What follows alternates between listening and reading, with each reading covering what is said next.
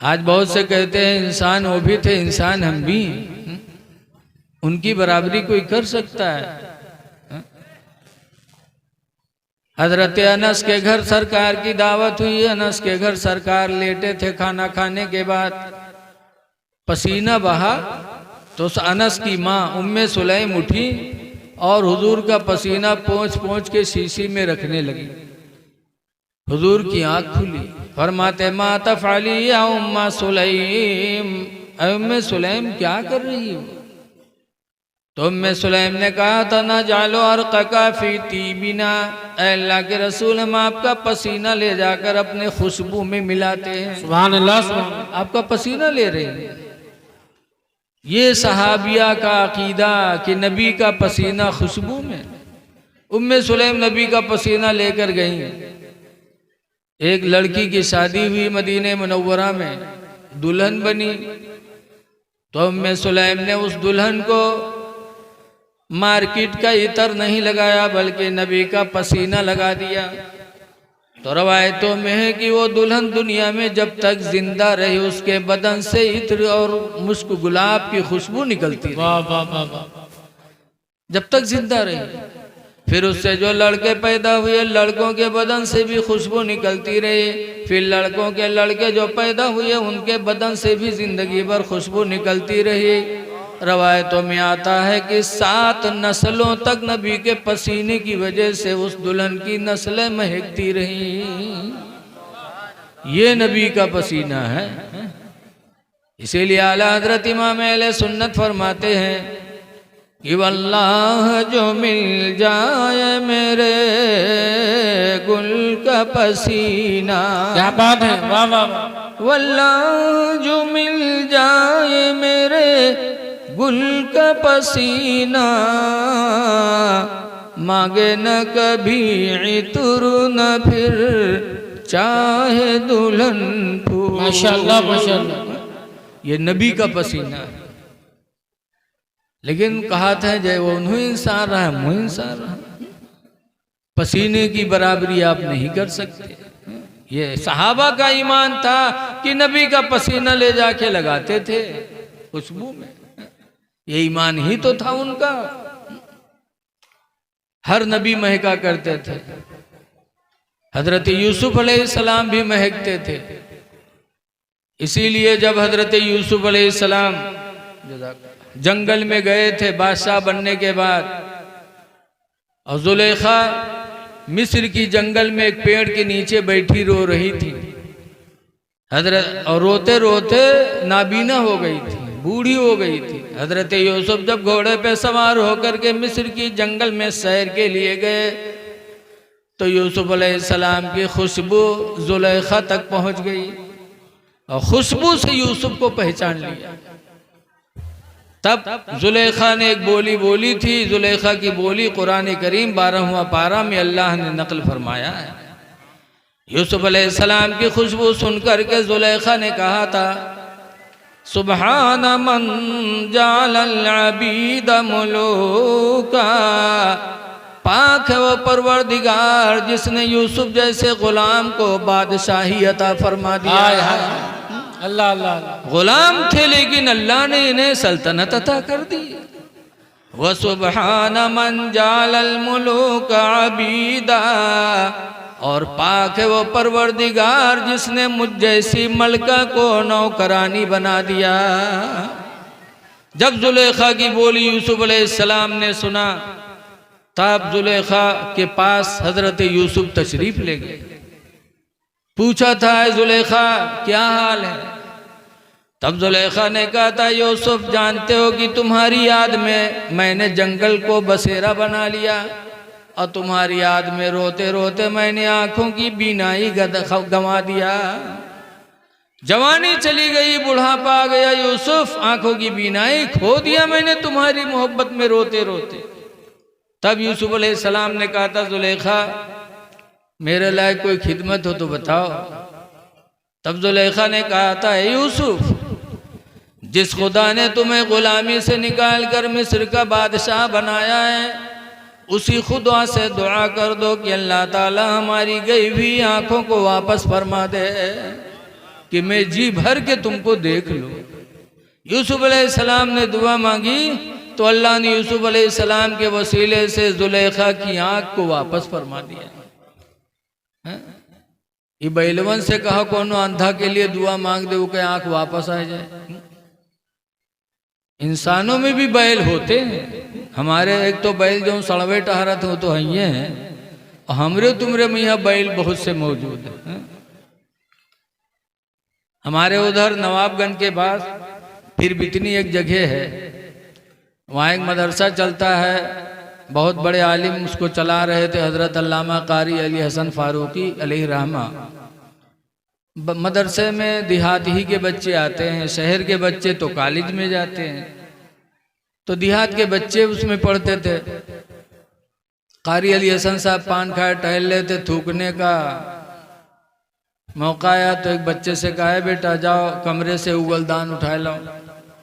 अब वो देहात के लड़का उगलदान कहा जाने कौन मेरे होते, उगवा कमरा में से ढूंढ के चलाओ, कहीं सुमा उगलदान नहीं है। हजरत ने बताया उसी में रखा, जा तो दोबारा फिर गए, फिर चला, वो पहचानते नहीं रहे। आप लोग जाना तो कि नहीं जाना था? हैं वही लड़के में रुका भाई। अल्मुनियम या स्टील का गोल गोल ऐसे बर्तन होता, ऊपर फैला रहता, नीचे भी फैला रहता, बीच में कम होता है, वो थूकने में आता है, उसमें थूका जाता है। बड़े बड़े लोग रखे रहते हैं, बार बार कौन जाएगा, थूकते रहते हैं। तो हजरत ने फरमाया उगलदान उठा लो, तो 2 दफा गवा कहीं सुमन आई है। तिबारा हजरत गए कहीं देखो दो गोल गोल जो रखा है वही हो उगलदान रे, उका उठा लो। जब गवा उका उठाए देखे तो कहते हजरत माँ कोनो सार थूक मारी से। तो हजरत कहीं बेवकूफ कहीं के ला इधर थूके खातिर है ये तो थूकी नो में तो कहूँ चाय पी बैठ के कोई कहते हजरत कोनो थूक मारी से। तो इंसानों में भी बैल होते हैं। जुलेखा की आंख वापस आ गई, यूसुफ अलैहिस्सलाम ने दुआ मांगी। फिर कहा जुलेखा मेरे लायक और कोई सेवा हो तो बताओ। तब जुलेखा ने कहा था यूसुफ उसी खुदा से दुआ कर दो कि अल्लाह ताला मेरी जवानी वापस फरमा दे। यूसुफ अलैहिस्सलाम ने दुआ मांगी तो जुलेखा की जवानी अल्लाह ताला ने आनन फानन फौरन वापस फरमा दिया। जुलेखा जवान हो गई। और मेरे लिए कोई खिदमत? यूसुफ अलैहिस्सलाम ने जब पूछा और कोई खिदमत, तब जुलेखा ने कहा था यूसुफ तीसरी हसरत यह है कि तुम मुझे अपने निकाह में कबूल कर दो, मैं तुम्हारे साथ रहना चाहती हूँ। हज़रत यूसुफ अलैहिस्सलाम ने जुलेखा की वो ख्वाहिश भी पूरी की और अपने निकाह में उन्हें ले लिया। पता चला अंबिया के दर्जे बहुत बुलंद हैं। जुलेखा ने पहचाना था तो यूसुफ की खुशबू से पहचाना था। इसलिए अकीदा रखो कि हम नबी की तरह कभी हो नहीं सकते, जब नबी की औरतों की तरह नहीं हो सकते। 11 औरतें नबी के निकाह में आए तो उन औरतों के दर्जे इतने बुलंद हो गए कि दुनिया की कोई औरत उनके बराबर हो ही नहीं सकती।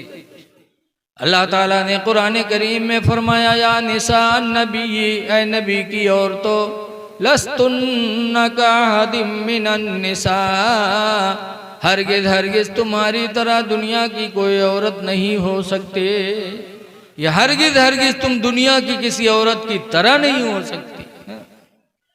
तो ऐ लोगों, ईमान अपना सलामत रखो। ईमान रखो कि जिस नबी का हमने कलमा पढ़ा उस नबी को अल्लाह ताला ने इल्म गैब अता फरमाया है और उनके वसीले से उनकी बेटी को भी अल्लाह ने इल्म गैब अता फरमा दिया। इसीलिए सना 11 हिजरी। अच्छा बताओ करबला किस सन में हुआ?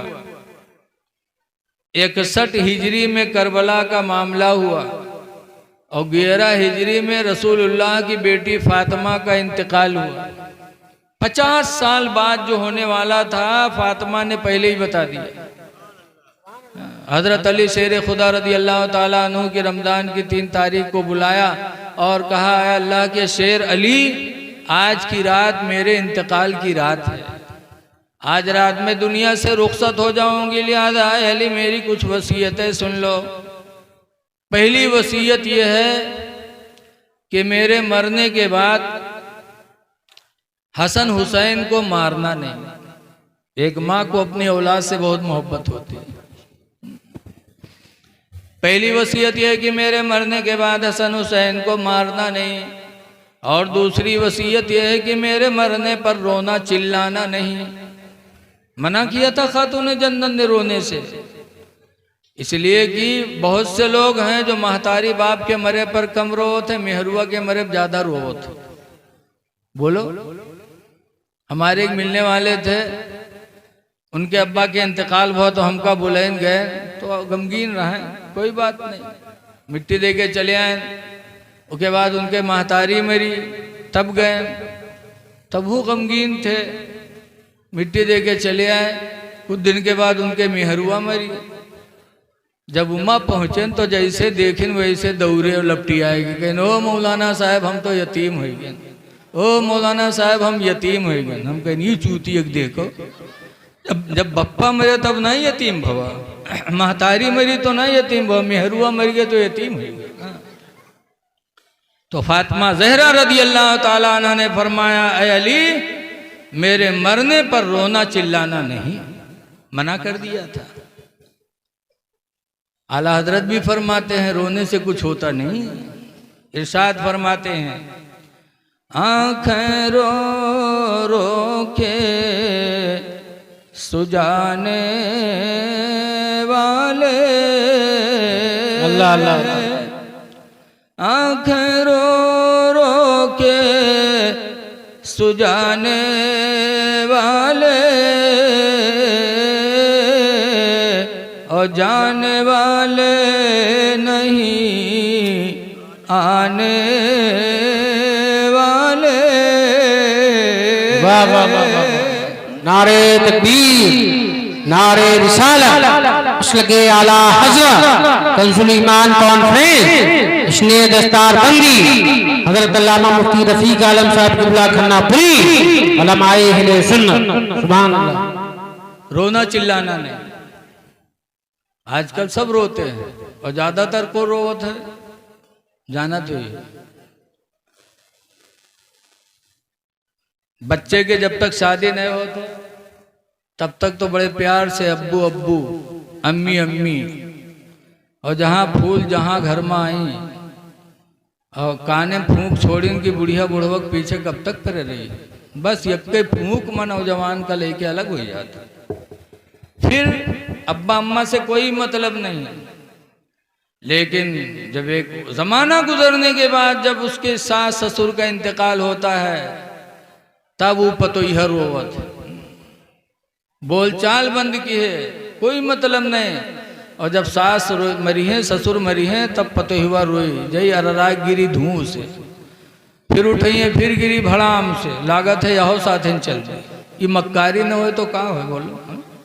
जिंदगी में तो तुमने सताया ऐसे लड़का, जब तक बाप खाने वाला है तब तक नहीं पूछता, और जब बाप अस्पताल में होता है, गले से खाना नहीं जाता, आखिरी वक्त होता है, तब वही नौजवान लेके दूध घुसेरी चम्मच से, तो बाप का दिल नहीं जलता है कि जब मैं खाने लायक था तब तूने कोई तवज्जो मेरी तरफ नहीं किया। हाय अफसोस जब आज मेरे हलक से कुछ नहीं जा रहा है तब तुम मुझे दूध पिला रहा है। ऐ लोगों, रहते दुनिया अपने माँ बाप को राजी करने की कोशिश करो।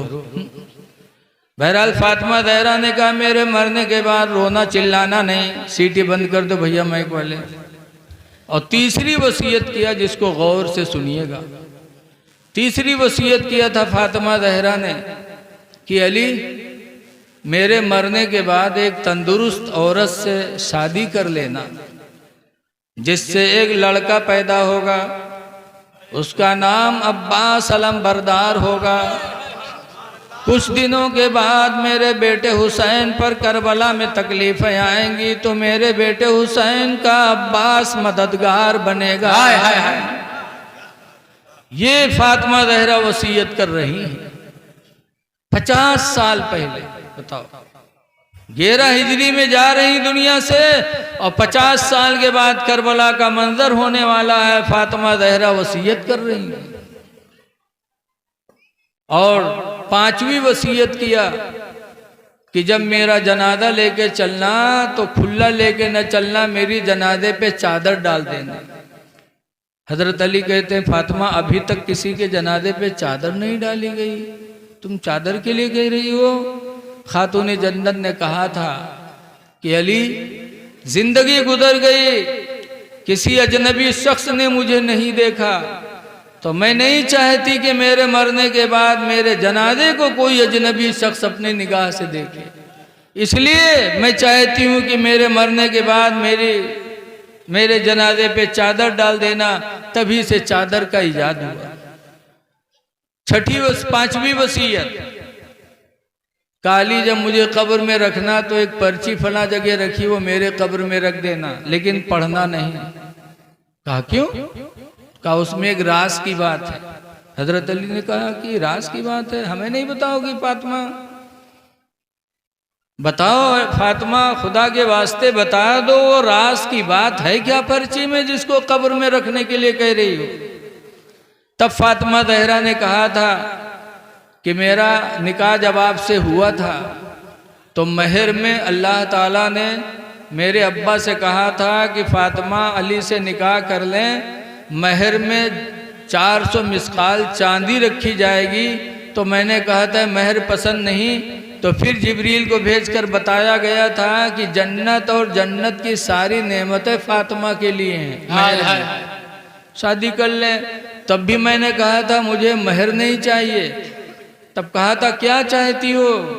तब फातिमा कहती मैंने अब्बा से कहा था अब्बू अपनी उम्मत की मग़फ़िरत के लिए आप पहाड़ियों में रातों रात रोया करते हैं, मैं चाहती हूँ कि मेरे महर में अल्लाह आपकी उम्मत की मग़फ़िरत कर दे। ये जब तमन्ना जाहिर की तो थोड़ी देर बाद हजरत जिब्रील अमीन एक पर्ची लेके आए थे और उस पर्ची को हुजूर को दिया था। उस पर्ची में अल्लाह ने लिखा था जअलतु शफाअत उम्मती मुहम्मदिन सदाक़ा फातिमा, कि मैंने फातिमा की महर में मोहम्मद की उम्मत की मैंने मग़फ़िरत कर दिया। नारे तकबीर, नारे रिसालत, मसलके आला हज़रत, फैज़ाने पंजतने पाक, जश्ने दस्तार बंदी। वाह वाह वाह। अली उस पर्ची को मैंने बहुत संभाल के रखा है। बताओ, अब आजकल मेहरवन के यहाँ जमीन के बैनामा कराए के बैनामा कागज दो, 2 महीने के बाद पूछो कागजबा उठाएला तो कहीं 2 धई दिया रहा मिलते नहीं, बैनामा कागज खोए देते हैं।